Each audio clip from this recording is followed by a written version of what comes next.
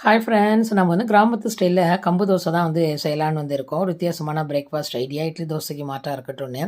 So கம்பு 2 cup, அப்புறம் தொலி உளுந்து இருக்குல்ல, கருப்பு தொலி உளுந்து, அது உடைச்சது, அது ஒரு 1/2 கப்பு, ஒரு 1/2 டீஸ்பூனுக்கு வெந்தயம் போட்டு 7 to 8 ஹவர்ஸ் ஊற வச்சுருந்தேன். வச்சுட்டு நம்ம நல்லா மிக்சியில் தேவையான தண்ணி ஊற்றி அரைச்சி உப்பு போட்டு கலந்துட்டு அடுத்த நாள் சூப்பராக பொங்கி மாவு நல்லா ஃபர்மெண்ட் ஆகி ரெடியாக இருக்குது தோசை ஊற்றுறதுக்கு.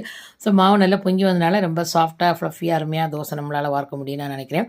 ஸோ நம்ம இப்போ தோசை பண்ணுறதுக்கு ரெடி ஆயிடலாம். இந்த கம்பில் பார்த்திங்கன்னா நிறைய ஹெல்த் பெனிஃபிட் இருக்குது. மெயினாக பார்த்திங்கன்னா கிளைசமிக் இண்டெக்ஸ் கம்மியாக இருக்குது. அது லோ ஜிஐ வேல்யூ இருந்துன்னா நல்ல செரிமானம் ஆகிறதுக்கு டைம் ஆகும். 4 to 5 ஹவர்ஸ்க்கு நம்மளுக்கு அடுத்த ஃபுட்டே தேவைப்படாது. ஸோ அதனால் இப்போலாம் ரொம்ப ரெக்கமெண்ட் பண்ணுறாங்க. இந்த நியூட்ரிஷன் டயட்ரிஷன்லாம் போனீங்கன்னா லோ கிளைசமிக் இண்டெக்ஸ் இருக்கிற ஃபுட்டாக சாப்பிடுங்க, அதுதான் ஹெல்த்துக்கு நல்லதுங்கிறாங்க.